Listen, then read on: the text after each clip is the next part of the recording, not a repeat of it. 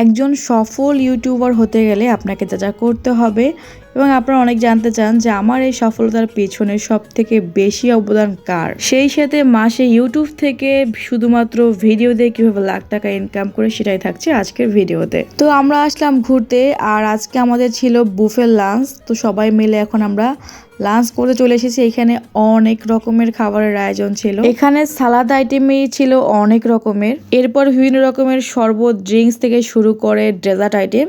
তো যাই হোক, আমি এখানে জাস্ট আগে একটু ঘুরে ঘুরে দেখছিলাম যে আমি কোনটা খেতে পছন্দ করি বা কোনটা খাবো সেটা কোথায় আছে। আর এদিকে বাবুরাব্বু নিচ্ছে তার প্লেটে। একটা জিনিস খুবই খারাপ লাগলো, এখানে যেমন আনলিমিটেড খাওয়া দাওয়া রয়েছে আর সেরকমভাবে মানুষ নষ্টও করছে।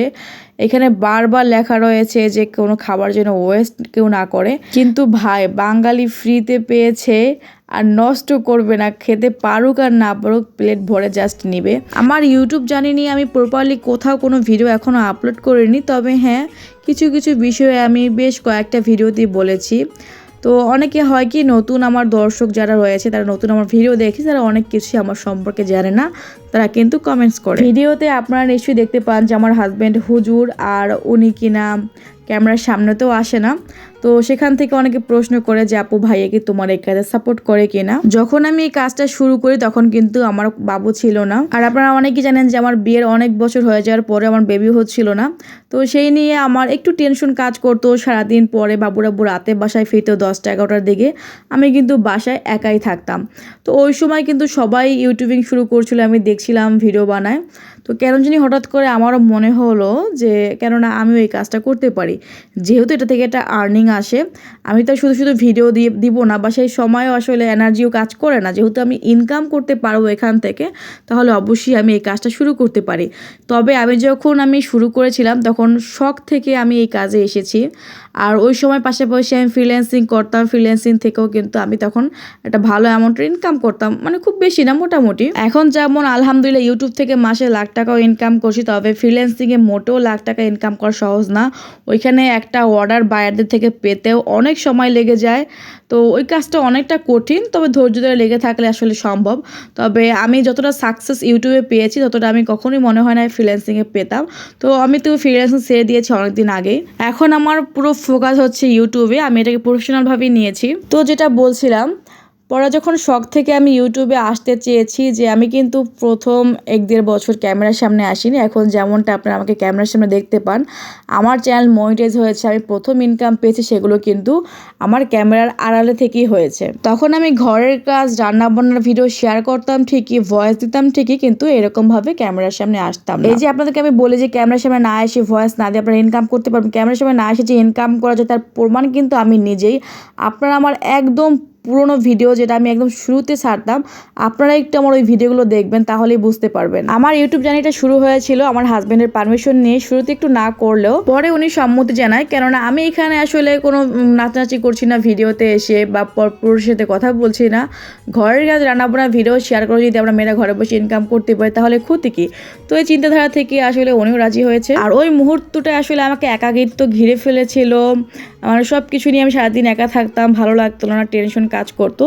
তো সব কিছু মিলিয়ে আমি কিন্তু শখের বসে ইউটিউব চ্যানেলটা খুলেছিলাম, আর সেটাই কিন্তু আমার আলহামদুলিল্লাহ এখন আমার রুজি রোজগার বলেন বা আয়ের উৎস। আমার হাজব্যান্ড যদি আমাকে সাপোর্ট না করতো তাহলে আমি মনে হয় না কখনো এই পর্যন্ত আসতে পারতাম।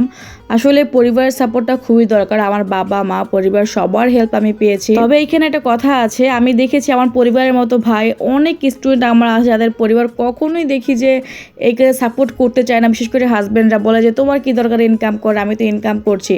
তবে হাজব্যান্ডের ইনকাম এবং আমাদের নিজেদের ইনকামের মধ্যে অনেক তফাৎ রয়েছে ভাই। আমরা কিছু করতে যেতে গেলেই আমাদের হাজব্যান্ডের থেকে সে টাকা চেয়ে নিতে হয়, তারপরে আমরা কোথায় সে টাকা খরচ করেছি সেটার কৈফিয়ত দিতে হয়। কিন্তু যখন আপনি নিজে ইনকাম করবেন, আপনার শখ পছন্দ মতো কিন্তু আপনি নিজেই কিনতে পারছেন, তার জন্য কিন্তু আপনাকে কাউকে বলতে হচ্ছে না বা কারো কাছে হাত পেতে টাকা চেয়ে নিতে হচ্ছে না। যে কোনো কাজে পরিবারের সাপোর্টটা খুবই দরকার।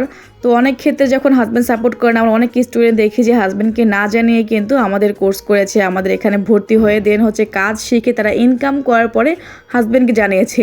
কিন্তু খুবই অবাক করার বিষয় দেখেন, শুরুতে না করলেও যখন দেখে যে না বউ ঘরে বসে ইনকাম করতে পারছে তখন ঠিকই হাজব্যান্ড সাপোর্ট করছে। মজার ব্যাপার হচ্ছে যেসব স্টুডেন্ট আপুদের হাজব্যান্ড শুরুতে না করতো কিন্তু এখন ইনকামের পরে গিয়ে তাদের হাজব্যান্ডে তাদেরকে ভিডিও করে দেয়, লাইট সেট আপ করে দেয় যেন বউয়ের ভিডিও সুন্দর আসে, ভিডিও কোয়ালিটি ভালো হয়। তো এই বিষয়গুলো খুবই অবাক করা।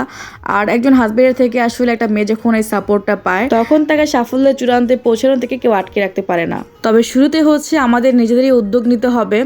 আপনারা হয়তো ওই কমেন্ট অনেকে দেখেছেন, এর আগের ভিডিওতে একটা আপু কমেন্ট করেছিল ওনার হাজব্যান্ডকে উনি অনেকবার করে বলেছে যে আমার সাথে কন্ট্যাক্ট করে দেওয়ার জন্য। আপুটা হয়তো আমার নাম্বারটা হোয়াটসঅ্যাপে অ্যাড করতে পারছে না, তো বারবার করে ওনার হাজব্যান্ডকে বলছে কিন্তু ওনার হাজব্যান্ড করে দিচ্ছে না, বলে যে তুমি কি করবে ইনকাম করে, বা এরকমভাবে ইনকাম হয় না।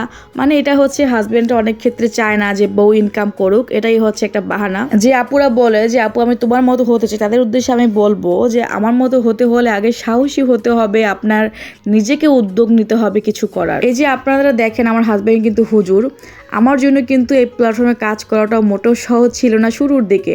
আমার শ্বশুরবাড়ির ফ্যামিলি আমার ভিডিও দেখে, আমার বাবার বাড়ির ফ্যামিলি আমার ভিডিও দেখে, আমার আত্মীয়স্বজন আমার ভিডিও দেখে। সবাই কিন্তু সবসময় আমার ভিডিওগুলোকে পজিটিভভাবে নেয় না, সবাই এগুলো নিয়ে কানাঘুষা করে, বাজে মন্তব্য করে। আমার পরিবারের কাছে কিন্তু এগুলো নিয়ে নালিশও করে। বুঝতে পেরেছেন আপনারা? আসলে কাছের মানুষের সফলতা দেখলে সব থেকে বেশি জ্বলে, এটা কিন্তু একদম সত্যি কথা। আমার হাজব্যান্ড আমাকে একটা কথাই বলে যে দেখো আগে পিছিয়ে মানুষ অনেক কথাই বলবে, তোমার কাজ তুমি সেটাই করো বা সেখান থেকে তুমি এগিয়ে যাও। আমার শ্বশুরবাড়ির মানুষের থেকে ভাই আমার বাবার বাড়ির মানুষের আমার ইউটিউব প্ল্যাটফর্মে কাজ করা নিয়ে অনেক অসুবিধা। যারা কিনা নতুন ইউটিউবার রয়েছেন তাদের উদ্দেশ্যে বলবো যে আপনারা শুরুতে একটা ভুল করেন কাজ করার ক্ষেত্রে, সেটা হচ্ছে যে চ্যানেল খোলার পরে সঙ্গে সঙ্গে করেন কি আত্মীয় স্বজনকে চ্যানেলের লিঙ্ক দিয়ে দেন এবং বলেন যে সাবস্ক্রাইব করার জন্য। আপনি যখন শুরুতে এই কাজটা করবেন তো তারা কিন্তু সাবস্ক্রাইব ঠিকই করবে, হয়তো আপনি তাকে বলেছেন বা জোর করেছেন বিধে সাবস্ক্রাইব ঠিকই করবে, কিন্তু তারা কিন্তু রেগুলার আপনার ভিডিও দেখবে না। তো আপনি যখন একটা চ্যানেল খুলেন নতুন, খোলার পরেই হুট করে যখন চ্যানেলে 50-60টা সাবস্ক্রাইব আপনি করে ফেলতেছেন আত্মীয় স্বজনের মাধ্যমে, তো দেন যখন আপনি একটা ভিডিও আপলোড করবেন, ভিডিও আপলোড করার পরে সেই 50-60 জন যারা সাবস্ক্রাইব করেছে যখন তারা আপনার ভিডিও দেখবে না, তখনই কিন্তু ইউটিউব অ্যালগরিদম বুঝে নেবে যে আপনার ভিডিও কোয়ালিটি ভালো না, যার জন্য আপনার সাবস্ক্রাইবারে আপনার ভিডিও দেখছে, তখনই কিন্তু আপনার ভিউজটা ডাউন হয়ে যাবে এবং নতুন দর্শকের কাছে কিন্তু আপনার ভিডিও পৌঁছাবে না। তো এই একটা ভুলের জন্য কিন্তু আপনার অনেক সময় লেগে যেতে পারে এই ইউটিউব প্ল্যাটফর্মে সফল হতে। তাই অবশ্যই যারা কাজ করছেন বা কাজ করার কথা ভাবছেন ইউটিউব প্ল্যাটফর্ম, তারা ভুলেও কিন্তু এই ভুলটা করবেন না। আর আত্মীয় স্বজনরা আসলে সাবস্ক্রাইব করে ঠিকই, বা তারা কিন্তু ভিডিও আপনার রেগুলার দেখবে না বা ফুল ওয়াচ করবে না ভিডিও। এবং আরও একটা আমি কথা এখানে বলে রাখি, আপনারা অনেকেই আসেন কমেন্টস করে এসে বলেন যে আপু সাবস্ক্রাইব করো বা সাপোর্ট করছি, সাপোর্ট করো, পাশে আছি, পাশে পাবেন, এরকম সামথিং কিন্তু আমার ভিডিওতে অনেক কমেন্টস আসে আমি দেখি। তো প্লিজ আপনাদেরকে বলবো আপনারা কিন্তু এরকম করে আপনাদের চ্যানেলের রিচটাই কিন্তু আপনারা ডাউন করে দিচ্ছেন। আপনি যখন একজনের চ্যানেলে যাচ্ছেন এবং তাকে যখন আপনার চ্যানেলের কথা বলে আসতেছেন, সেও যখন আপনার চ্যানেল সাবস্ক্রাইব করতেছে, তখন কিন্তু আপনাদের সাবস্ক্রাইব একে অপরকে করলেন সেই সাবস্ক্রাইবটা কিন্তু কাউন্ট হবে না বা কাটা যাবে। যদি আপনি সফল হতে চান আপনার ভিডিওর দিকে ফোকাস দিন, আপনার চ্যানেলের দিকে ফোকাস দিন। আপনাকে এগিয়ে যেতে হলে আপনার ভিডিও কোয়ালিটি ভালো করতে হবে। আপনি সারাদিন 100 চ্যানেল ঘুরেও 100 ভিউজ আনার থেকে আপনি যখন নিজে ভালো করে ভিডিও আপলোড দিবেন তখন আপনার হাজার হাজার ভিউজ কিন্তু অটোমেটিক আসবে।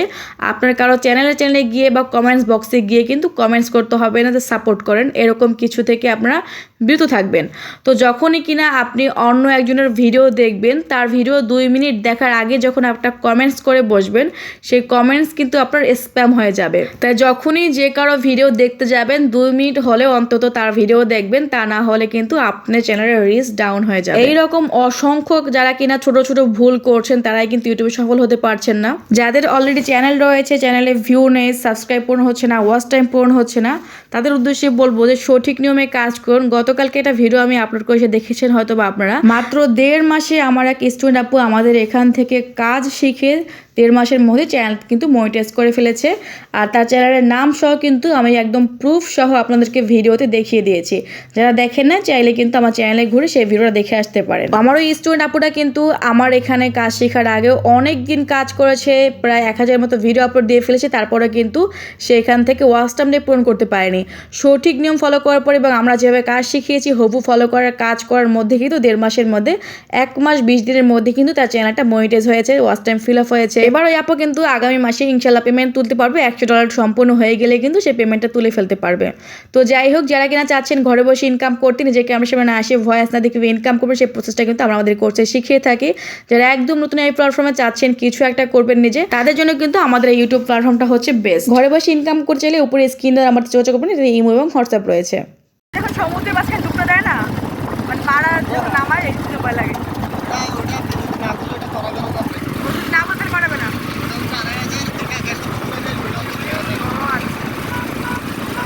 রিস্ক নাই, সিঁড়িতে পড়ে যাওয়া, সিঁড়ি পড়ে যাওয়া রিস্ক নাই। তো আমরা কিন্তু রেস্টুরেন্ট থেকে খাওয়া দাওয়া করেছি, দুপুরে লাঞ্চ করার পরে বিকেলে কিন্তু আমরা বের হয়ে গিয়েছি কক্সবাজারে। এই যে গাড়িগুলো আপনারা দেখতে পান, এগুলোতে ভাই চড়তে এত বেশি মজা। গাড়িতে কিন্তু আমরা কতই চড়ি বলেন, রিক্সা থেকে শুরু করে সব কিছুতে আমার ট্রাভেল করা হয়ে গিয়েছে। তবে এইগুলোতে ভাই এত ভালো লাগছিল, সমুদ্রের পাড়ে খুব সুন্দর একটা বাতাস আসছিল, এক সাইডে হচ্ছে সমুদ্র দেখছিলাম আর এক সাইডে পাহাড়, এত সুন্দর দৃশ্য, অনেক ভালো লাগছিল। আর সামনে ছিল হচ্ছে আমার হাজবেন্ড, তাকে বলছিলাম যে তুমি আমার পার্সোনাল ড্রাইভার হয়ে গিয়েছো, সাথে কিন্তু কন্ট্রোল করার জন্য এই গাড়ির হচ্ছে যিনি মালিক উনিও রয়েছেন। আল্লাহর সৃষ্টি যে প্রত্যেকটা জিনিস এত বেশি সুন্দর, যদি আপনি ঘুরে না দেখেন তাহলে এগুলো আপনি কখনো উপলব্ধি করতে পারবেন না। এই যে দেনে পড়ছে ও দেনে পড়ছে, যেগুলো রেখে তুলে যেতে হইবে, তুমি আরো চড়বে। এইদিকে আমার ছেলেকে বলছিলাম যে আব্বু গাড়ি থেকে নামো, সে নামছে না, তার অনেক ভালো লেগেছে, সে এখন নিজে চালানোর জন্য প্রস্তুতি নিচ্ছে। মাশাআল্লাহ, এই ধরে ধরে পড়ে যাবে কিন্তু নিজেই চালাইতেছে, শুয়ে নিয়েছি পুরো, দেখছো নি পারতেছে না, কান্না করতেছে না, বুকে ব্যথা হবে না, দেখো চাবি ঘুরাইতেছে, দেখো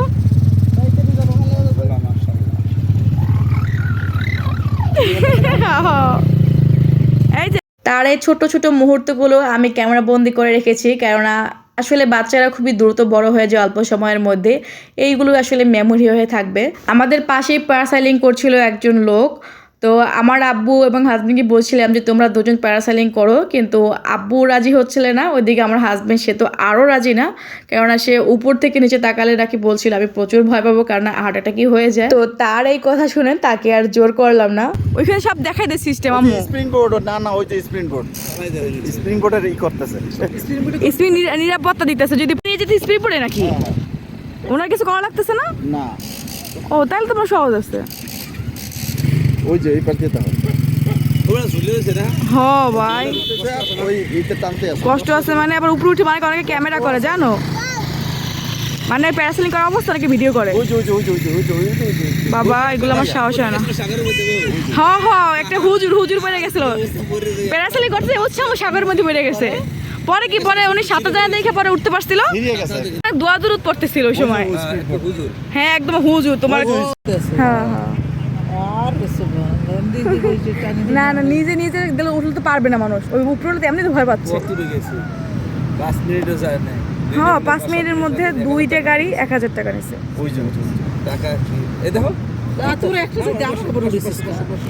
গেলে একলা যায় কেমন তখন। তো শুনতেই পেলেন আমার আম্মুর কথা।